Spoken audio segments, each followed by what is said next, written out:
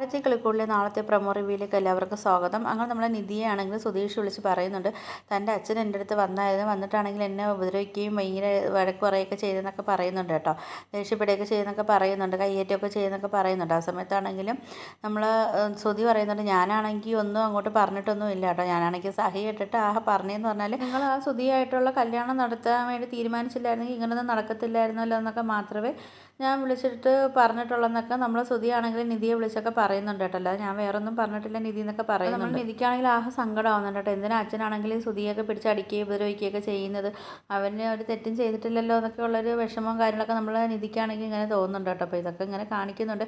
ഇനിയിപ്പോൾ വരാൻ പോകുന്ന എപ്പിസോഡുകളെന്ന് പറഞ്ഞാൽ ഇനി നമ്മളെ നിധിയുടെ അച്ഛൻ്റെ നാടകവും കാര്യങ്ങളും സ്നേഹം കാണിച്ച് നമ്മളെ നിധിയെ എങ്ങനെയെങ്കിലും അവിടെ നിന്ന് ക്ലിക്കോട്ടിൽ നിന്ന് വിളിച്ചുകൊണ്ട് പോകാനൊക്കെ ഉള്ള ഒരു തന്ത്രപ്പാടിലൊക്കെ ആയിരിക്കും. അതൊക്കെയാണ് നമ്മൾ വീക്കിലി പ്രൊമോയിലൊക്കെ കാണിച്ചിട്ടുള്ളത്. അപ്പോൾ നിങ്ങൾക്ക് എൻ്റെ വീഡിയോസൊക്കെ ഇഷ്ടപ്പെടുക ഒന്ന് ലൈക്ക് ചെയ്ത് ഷെയർ ചെയ്ത് സബ്സ്ക്രൈബ് ചെയ്യണേ.